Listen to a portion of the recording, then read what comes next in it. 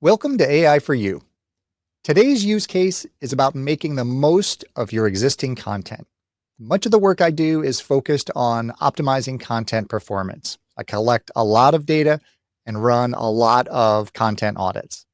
And I used to spend hours going through all of the data to find the insights. Now I use AI to help with that process. In the show notes for this episode, you'll find a deep research prompt that I use to start any content audit process that I do. This saves me hours of time on each audit and is just one of the prompts that I use in conjunction with several custom GPTs to make these audits more effective and more efficient. In this episode, we're talking with Isaac Williams, the Director of Multimedia and Digital Strategy at Daemen University, as we explore how institutions can leverage AI to maximize their enrollment marketing efforts despite limited resources. Let's jump right in.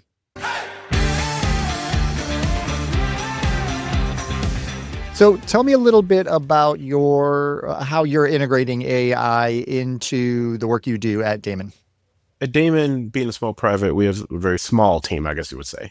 We really need to understand with the enrollment cliff where our students are coming from, not only just from a major standpoint, but also from a regional standpoint.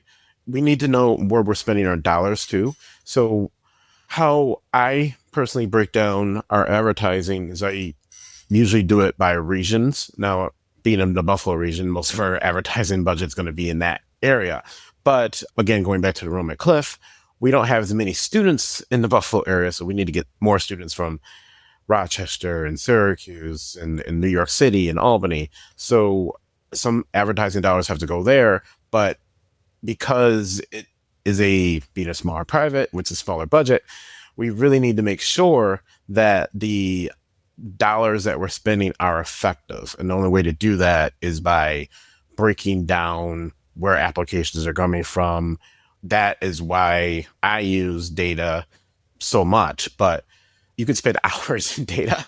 So AI is my tool to help funnel all that down and make it go a lot quicker. It's basically allows me to, when we don't have as many hands to do that, have multiple virtual hands helping us synthesize that data. I think that's one of the real strengths of generative AI is its ability to look at large amounts of data, and based on the input and the parameters that we give it, it can figure out, where the insights are in that data, because it just takes so much time manually to be able to manage that data and go through and pull these same insights out of it for our functional uses that we're going to do. Lots of concerns around data privacy. You got to be careful what tools you're using, what data you're uploading into those tools. Mm-hmm. How do you kind of manage those issues using your data and doing analysis with these tools? I try to make sure to tell people, be very careful what you give AI.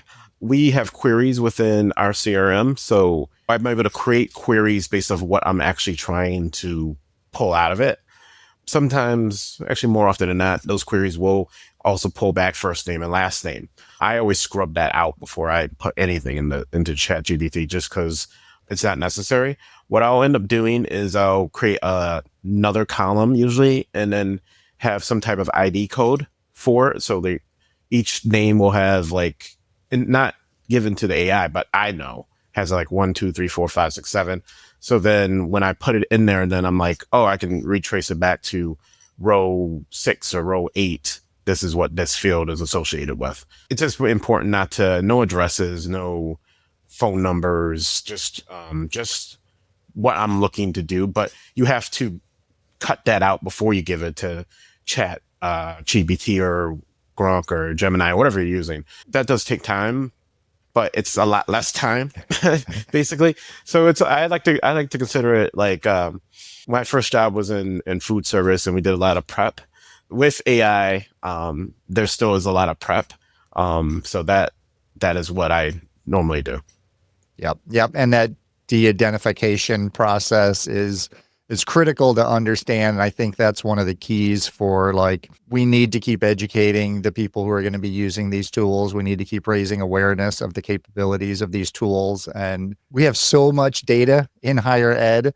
It's just, overwhelming to try to figure out what we need to be looking at and what we need to be measuring. And these tools are great. If you give it the problem you're trying to solve, it can help you figure out what information to look at. And then you just have to make sure that when you're providing that data, that you're not including anything that you shouldn't. So tell me a little bit about your AI journey. Did you jump right on board with this? Were you an early adopter? Did you kind of come to a realization at some point that this could really help you out in the work you do? I was just at a summit here on campus, and one of the students presented. The presentation was on fanboying and fangirling. And I was like, what does that mean? I actually knew what it meant, but sort of. But I was like, what are you talking about? But she emphasized that her love for science was based off of like her fanboying for like Marvel and these type of characters. So for me, I've always been intrigued with dystopian societies and worlds and all these things, and love all the different movies that have featured AI, from AI to iRobot to Minority Report. I'm fascinated with the idea of it anyways, and I do believe AI in general is going to be so impactful in expanding what the human race basically can do going forward, not even on this planet, but outside of this planet. ChatGPT was the first one, and it's like, what is this? And I want to use this. And I tried it out like a couple of years ago and just kind of played around with it, but I wasn't really using it for anything I was doing here yet. It was more how I used it is that it helped elaborate on answers that I might have on certain topics and certain things like that. But then I went to a couple conferences in the higher ed space and outside of the higher ed space. And every time AI is on the conference list or somewhere, I like to go and see a session because I want to know what are you doing with it? And I just started pulling things from what other people have been doing. Oh, you can do this. Oh, you can do that. And then I'm like, okay, I can incorporate this. I can incorporate that. I always say that anytime I go to a conference, that first thing I want to do is, you can't do everything because there's too much you learn. But if there's 3 or 5 things, usually you can get to 3 that you can take back and you can modify what you're doing to make you be better at your job performance, then you should do that. So it was pretty seamless for me to just like, okay, I'm in. And then eventually over the last year and a half, 2 years, data, how can I make this faster? Because I got to a point where I would spend a whole day. And because I'm also so, I guess you can say OCD about numbers, if they're off by 1 or 2, I cannot move on with anything else the rest of the day until I fix that issue. That is not a problem using AI because they're going to find what you're doing and screwing up. Yep, for sure. We're both, enthusiasts, AI enthusiasts, I'd say. What do you think are the biggest challenges for higher ed when it comes to integrating AI? Because we see a lot of resistance. We see a lot of just people who aren't aware of what the capabilities are, what the opportunities are. Why do you think that is in higher ed? I think it's built into the culture. The faculty are a big voice usually on college campuses, bigger than the staff.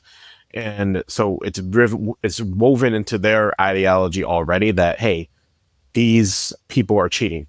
It's not you doing it. You're just having somebody else do the work for you. So therefore, are you really learning the topics that you need to learn? I can also probably understand from a technical standpoint, say if you're an engineer or an architect or a doctor, how scary that might be from an instructor standpoint.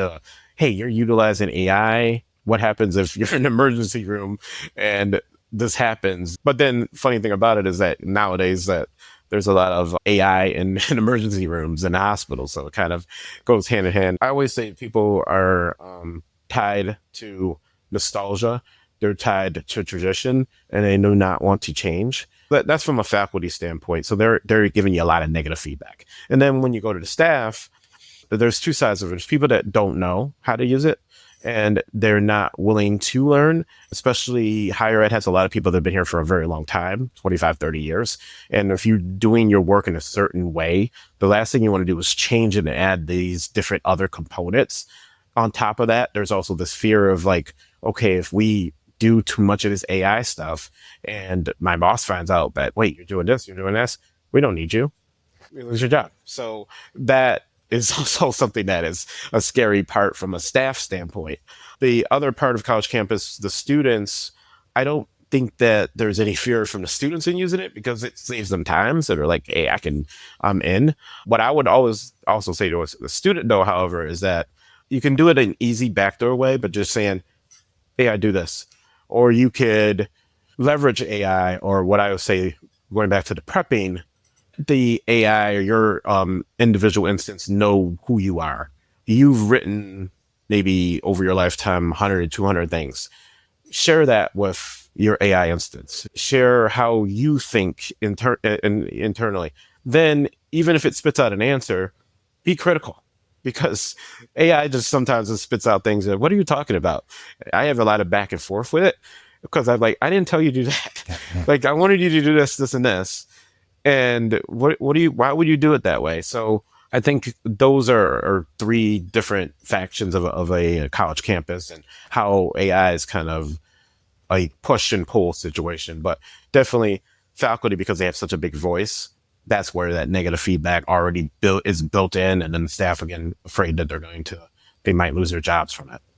Yeah, absolutely. And I think that, like, I love the prep metaphor because it's so critical. And when you're prepping, whether it's, in a restaurant, having worked food service myself for years, or in your job, the key to getting the prep right, or to getting your prompt right, or to communicating to the tool in a way that really turns it into a collaboration is all about your expertise. Because as the initiators, we have to understand the strategies, the goals, the audiences, the institution. We have to bring our expertise into the equation and then combine that with the skills that the AI brings. So if you just go in and just give it like a shallow, short prompt, you're going to get bad output. So whether people think that it's cheating, maybe if you're not putting the thought and the prep work into preparing the model to create the best output, or whether you're afraid that it's going to lose your job, maybe you don't have a job or you don't do your job in a way that you need to bring expertise and experience and understanding to that role. And I think those are, if you work in those two areas, I think you need to be careful about there is a potential for AI to replace you. But if you're a strategic thinker, if you're a creative thinker, if you work well with people, if you understand strategies and goals, then I think that you're a value add, and that collaborating with AI is just going to make you more effective and more efficient. Mm-hmm. Exactly. You go to a lot of events, speaking at different conferences and things like that. What advice do you have for people at other institutions who are just starting with AI and don't know like where to begin? It always goes back to, if you don't know where to begin and you're feeling overwhelmed by something, that you might need to peel it back a bit. I wouldn't even go in and say, oh, we're going to start using this. It's more of like trying to find the gaps in your workflow, or the gaps in what is causing you strife as a team, as an individual, and write that down on a piece of paper. Like, get out, go old fashioned, pen, piece of paper. What is causing me issues? Maybe do it all individually and then come together as a team, and then go out and get a whiteboard and put it all out there and have a conversation, a collaboration, saying, what would be great if, and usually always with institutions or in business or whatever, it's always like, we need to hire somebody else, or we need an hire 2 or 3 more people. And then you look and you're like, oh, wait, maybe we don't need to do that. Maybe we have this tool here that can fill in this gap, this gap, this gap. Once you have an understanding, a plan in place, of written down, this is what we're going to use AI for, then you can start. Then I would start with one thing. Don't do 3, 4, 5 things. Do one thing. See how it feels, and have feedback. Are we liking this? Is this doing what we needed to do? Is everybody on board? Okay, let's add another thing. Let's add another thing. Again, people think AI is replacing you. It's not that AI is replacing you. It's making you better. Now you're able to do way more things. Like, from my desk is like, you're like, how did you do all that data? And you're able to do all this other, because I'm using AI to help enhance my ability to put out as much output as possible to help us achieve our goals. So we're not all usually what we call stressed out from all the stuff that we have to do, particularly in higher ed, because being on a college, it's a lot, whether you're in enrollment or you're in IT or you're in marketing. And again, like I said before, we're a small team here at Daemen. So anything I can do to help us with time, give us more time to do other things, I'm willing to do. Yeah, and I think that's a that's a critical like process that you outline, like going through and identifying problem areas and barriers and roadblocks or things that are taking a lot of your time, and just putting those out there and saying, these are all opportunities. For every time you run into something that is, repetitive or data focused or, needs more like brainstorming, more ideas, those are all opportunities for AI. And if you just pick one of those that is like the biggest time suck, then you can figure out how to automate part of that. And then it's very easy to measure, here's how long it took us to do this before AI. Yes. Here's how long it took us to do this after AI. And those are great case studies you can take to leadership and say, we saved 30% of our time by integrating these tools into this solution. And, with the state of higher ed right now, everyone's looking for efficiencies and right. Yeah. If you're not doing it, your competitor's going to do it. Absolutely. So what are some of the more interesting use cases that you've seen of AI, either in higher ed or outside of higher ed, seen or heard of? So I was at a conference and this woman presented, Arianda, Ariadna Jacob, and she's known as Little Miss Jacob on Instagram and X. And she works with Charlie D'Amelio, the TikTok woman. Oh, okay. I don't do a lot of TikTok. So yeah, basically what she did was she helps her with finding trending videos. And then this is the next trend. And we're going to do a video based off of this. And that's how they end up getting like 1 million people watching or beating the TikTok algorithm, basically. She basically went into TikTok. So again, went into TikTok, found a thing, looked over things. What is trending? What is coming up? What's happening? Okay, it's this hashtag. They did this video. This is what's in there. Wrote all this down. Then she has built her own ChatGPT prompt to analyze this data and basically spit out something similar to that. Or basically, I do a lot of SEO. So in like an SEO terms, it's like building on that, like to rank higher or to achieve that goal. And it works. You put in this prompt, it spits out, okay, you can do this video. It gives you multiple different video options you can do. Use these hashtags. Then she takes that video and then uploads it back to AI and say, hey, what do you think? And then the AI might say, I don't know, or this is good, or have you thought about doing this? Once they have a finalized video that they think that could work, then they upload it to TikTok.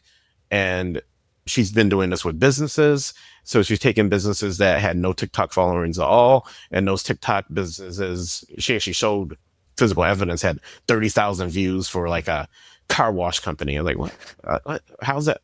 But it does work. And I thought that was pretty amazing what she was doing with that. Yeah, those predictive modeling capabilities and the trends and research opportunities that AI brings along just to automate all of those processes, spectacular. As AI continues to evolve, higher ed needs more and more ways to start leveraging these technologies. And we know these are going to be integrated into all the tools we use already. What advice do you have for higher ed, like admissions, alumni, professionals, on how they can start upskilling, reskilling in ways to kind of prepare for what's on the horizon with this technology? Me personally is that I've tried to get my vice president more on board with certain things, or at least share with her topics. So every time I go to a conference and I see something, I'm like, hey, check this out. I'm always like sharing, oh yeah, and this, and then now she's emailing like, oh yeah, this was good. You should listen to this, listen to that. So that's a voice that can be on cabinet.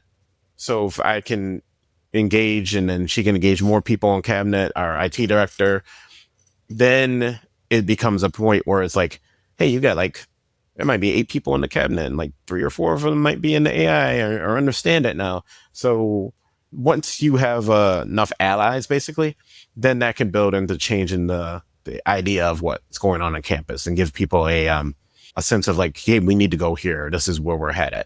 Rome's not built in a day, but you can kind of, build towards that. Yeah. And I'm always telling people that, AI integration is not a technology project. It is a change management project. And I think managing up and showing leadership, convincing leadership that this is something that we need to start having a sense of urgency about, and it's not going away, and it definitely has opportunities. I think that's a huge unlock for a lot of institutions. Where do you think generative AI is going to go in the next year or two? I think it depends on how fast it expands. I know it's getting smarter and it's getting better as we move along. I don't want to get too wild with it, like Minority Report wild with it, but I do believe that how we work currently is kind of the age of the typewriter. I don't think we're going to be using computers like this. I think it's going to be very different.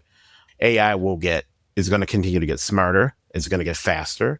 It's going to be able to analyze data even more effectively. Even to this day, sometimes when you give it too much data or too much chunks of data, it has trouble analyzing it the way you want it analyzed, even if you prep it or prompt it. So sometimes you have to go back and say, no, that's not what I wanted. Try again. A lot of that won't be the case the more this goes on. So it's just going to get better. It gets better. It's smarter every single day. So again, moving towards that eventual situation where it's just going to be built into our computer systems where you're not going to have to do the prep, basically. Right. Now, I don't know if that's 2 years away, but it's moving faster in that situation. So that's even less time. So that gives me even more time to do other things. But I also do know the double-edged sword of that is that people will say, well, if you keep doing all these things and this keeps doing all these things, well, couldn't we have just hired another person? Doesn't it take a job from somebody else? So it's a challenge, Yeah, for sure. For sure. One of the questions I always end with is asking people in your life, in your job, what AI use cases are most beneficial for you? I am the worst procrastinator with writing. I'm going to tell you, I do not like to write. Even when I was in school, I hated writing papers. I would wait until like the last absolute moment before I could even start writing papers. I have a lot of different ideas going on in my head. Like jotting that down on paper seems to always be a waste of time for me. And then structuring it in a way that actually makes sense to talk about. And when I use AI, I'm jotting down notes. Like I have Post-it notes everywhere. This is how I work. I'm writing down notes. What I love about it is that I've given it articles or things that I've written, papers I've written, and I can say, hey, I'm thinking these 10 things right now on top of my head. Can you structure this down into 5 different taglines that we can use in an ad? It takes me a while to get there, but then I'm not always using exactly what it's saying, but it helps me move quicker in my brain. And I'm like, okay, now I can structure this down and I can actually do this. So the writing part is huge for me. Yeah, absolutely. Isaac, thank you so much for sharing your time and your insights with our audience. If they want to get in touch with you and learn more, where's the best place for them to do that? Oh, yeah, I am on LinkedIn, but I'm also on a lot of the other platforms, Instagram, X, Isaac E Online. Yeah. Excellent. Thank you again for your time. Really appreciate it. Isaac's perspective offers valuable insights for enrollment professionals at schools of all sizes. What stood out to me is his practical approach to AI implementation, identifying specific pain points, starting with one solution, and then measuring results before expanding further. His food service prep metaphor perfectly captures truth about AI, that the quality of your output depends entirely on your preparation. By taking time to gather the right data, properly anonymize that data, and then craft thoughtful prompts, Isaac shows how institutions with limited resources can leverage AI responsibly and effectively. His strategy of building allies among leadership by sharing small wins and educational resources provides a blueprint for overcoming institutional resistance. As the enrollment cliff continues to pose challenges for higher education, Isaac's approach to using AI for data analysis provides a model for more efficient, targeted marketing that makes every recruitment dollar count. Please reach out to me with unique ways that you're integrating AI into your professional and personal lives. And as always, blue skies and keep creating.